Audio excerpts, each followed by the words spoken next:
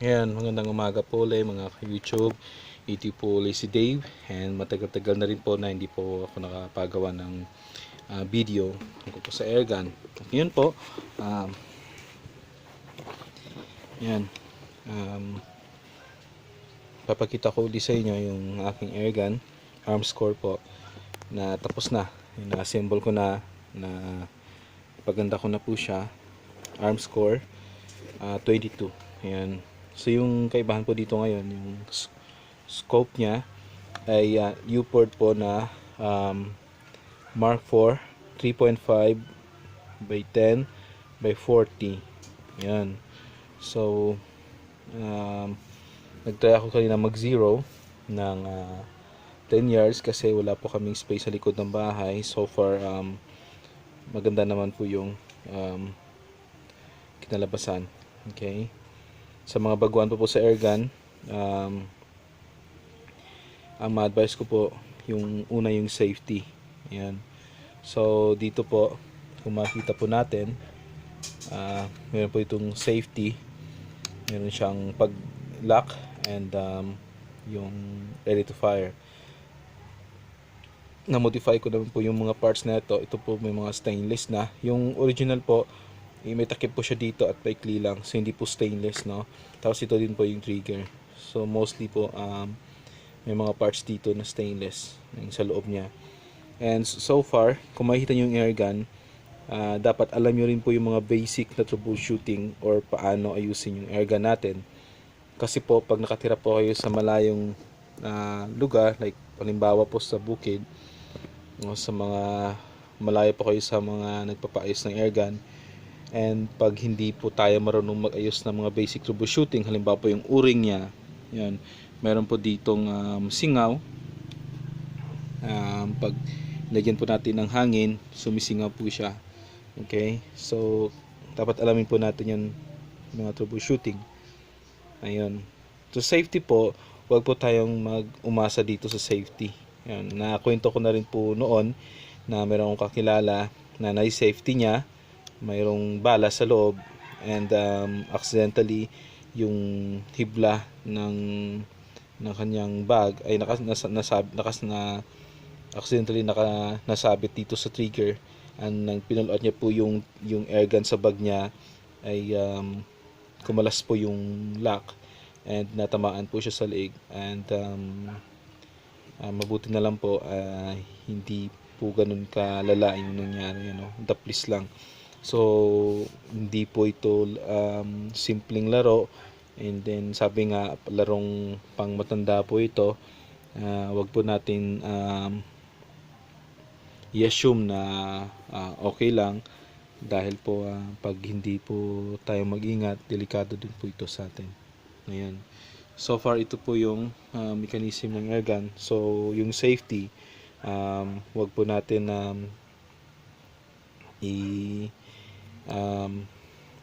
ipo-point sa mga object na hindi dapat. Halimbawa po yung may mga tao po sa paligid natin. Obviously pag minsan parang ginagawa nating biro yung kasamahan natin na naglalaro tayo, so akala natin okay lang na biro, and then naging habit na siya, and then nagkaroon ng accident po dahil minsan yung pagpo-point ng barrel doon po sa mga kasamahan natin biruan, minsan hindi natin alam na nalagyan bala ng bala at nakrack po siya, and iwasan po natin yan. Din po sa pag zero ng ating airgun, may mga bagay po na dapat nating tandaan. Yung sa scope po ay halimbawa na zero po ninyo siya ng 20 yards. Yan. So sa akin pong experience ay kung wala po tayong ang tawag doon, measuring tape or measuring na gamit para po sa pag-measure ng ating yards, maglakad lang po tayo ng normal ng 20 na lakad. Yan. So assume natin po yun ng 20 yards. So tandaan po natin na magkaroon po tayo ng idea na pag 20 yards po yun, ibig sabihin doon po tayo nag-zero. And then try po tayong lagay ng object doon sa 20 yards, tapos doon sa 30, and then 40, and then maximum of 50. Kasi yung airgun po nasa 50 maximum siya, and meron ding 60, depende po yun sa airgun. So maglagay po tayo ng 50 yards. Ayan, so tunaan po natin yon, and then i-assume natin na pag ganun kalaya 20 yards siya, ganun kalaya 30, 40, and 50. So naka-zero po siya. Yung mga videos ko po na iba, sa mga hindi pa nakikita, please paki-check na lang po doon sa mga videos ko. Nandun po yung isa sa mga videos ko kung paano po nang mag-zero ng airgun.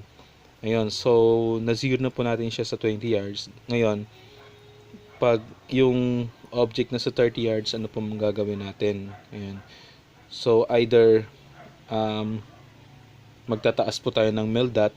Halimbawa po yung ating scope po, meron nasa MILDAT po siya. Ibig sabihin, sana makakita natin dito sa internet. Ito lang. So mag-add po ako dito ng isa. Kasi po para po magkakaroon po ng idea yung mga bago po sa airgun. Meron po kasing yung scope ko po na gamit. Walang wala tayong signal kasi nag-upload po ako ng YouTube video. So mahina ngayon yung signal. Yan. So hanap po tayo dito sa paint. Hopefully makapag-draw ako dito. Yan. So halimbawa po ito yun, yan. Ito yung ano ng scope natin. Ayan. Tapos yung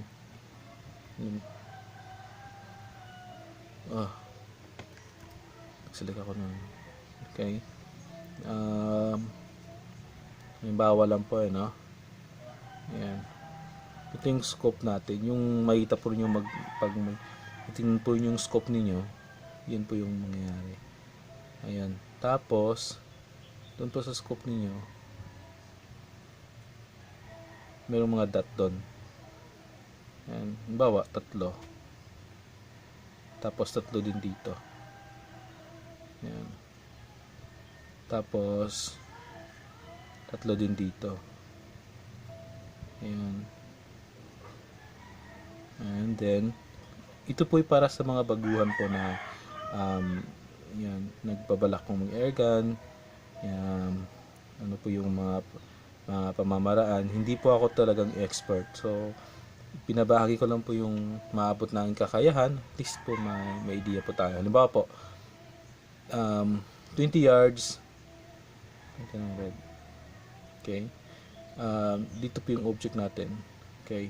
Nasa red po. 20 yards. Okay.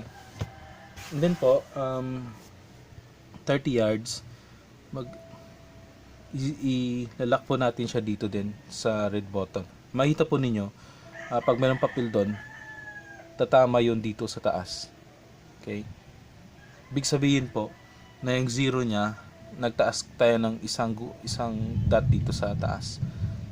And then 40 yards kalahati or taas pa, and then 50 yards sa taas, and then 60, ganun. So yun po yung trending ng bala pataas, no?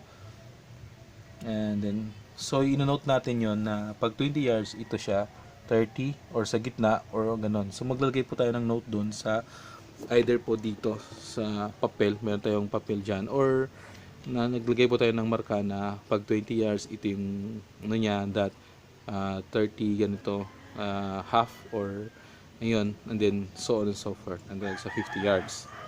Okay po. And then pagbalik naman po 10 yards, baba din po tayo dito ng 1 dot. So halimbawa yung object po, yung ibon, nasa 40 yards siya.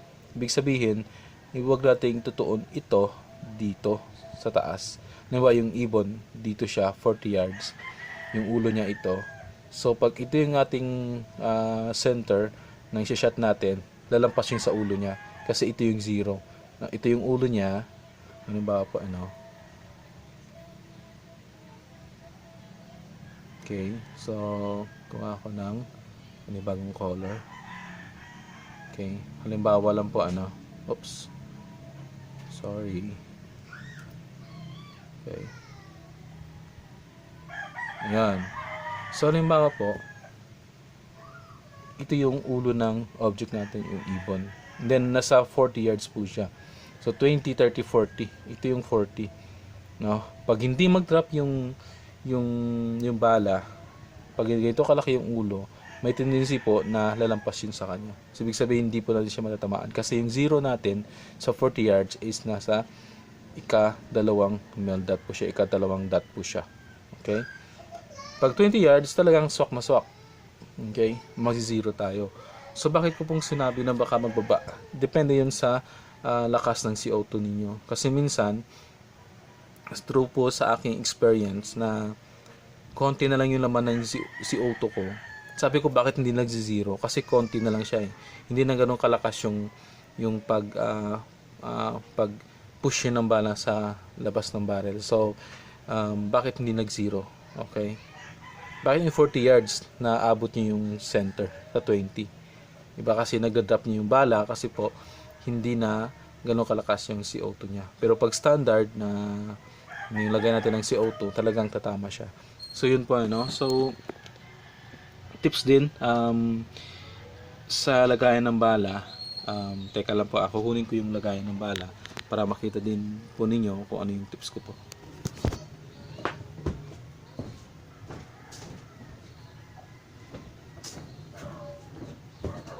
Okay po. So, ayan, ito po yung lagayan ng bala. Ayan. So, kung makikita po natin, meron po siyang 1, 2, 3, 4, 5. Tag-5 po siya. Halimbawa po, every 10 po na bala, pag maubos ko po ito, kailangan ko na mag-refill. Kasi mahina na yung bala niya. Ayan. Kasi pag wala tayong lagayan ng bala, lagyan natin ng lagayan ng bala, akala natin marami pa yung laman nung ating lagayan ng hangin, ng CO2 dito. And then, nalagyan natin ng bala, pinutok natin, hindi lumabas yung bala. So, sabi natin, akala natin nakapaglabas na ng bala, pero nandun pa rin sa loob yung bala kasi wala na pong hangin. Kasi wala po tayong measurement kung ilang bala yung mauubos bago mawala ng CO2 Okay, hindi naglagay tayo ng isa pang bala, and then kinalabit natin yung trigger, 2 bala na. Nangyari po yun sa akin. Hanggang nasa 6 na bala na yung andon, hindi ko na malayan na wala na palang kaunti na yung laman ng hangin o yung tangke ko. Okay? Ganoon din po, halimbawa ganito, meron po siyang 5, 10, 15, 20, 25. So 25, meron kang 4 neto or gawin nating 3. Okay? Ibig sabihin po yung standard po ng isang tangke is nasa 100 shots po siya. Ibig sabihin po, pag nakaubos po tayo ng 3 is 75 po siya. Meron po tayong 25, or pag nakaubos tayo ng 4 na ganito, 100 na po siya. Ibig sabihin, the next po nun, mahina na yung laman ng hangin sa CO2 natin. Merong tendency din po na, halimbawa noon, hindi ko binimeasure. So, akala ko marami pang hangin kasi pag pinihit ko, parang sample lang ko po yung nalabasan ng CO2 yung tangke, meron pa rin. So, hindi na ganun kalakas. Ganun din po yung tendency na hindi na ganun kalakas yung CO2 mo. Yung speed niya, yung power. So careful din, ibig sabihin po maglagay din po tayo ng mas maganda pag mayroon tayong lagayan ng bala para ma-measure natin kung ilang bala yung gagamitin sa isang tangke ng ating CO2, ilang bala yung gagamitin para maglagay na uli ng CO2 dito sa ating airgun. So far yun lang po yung aking video ngayon. So maraming salamat po sa panonood, and kita-kits po tayo ulit.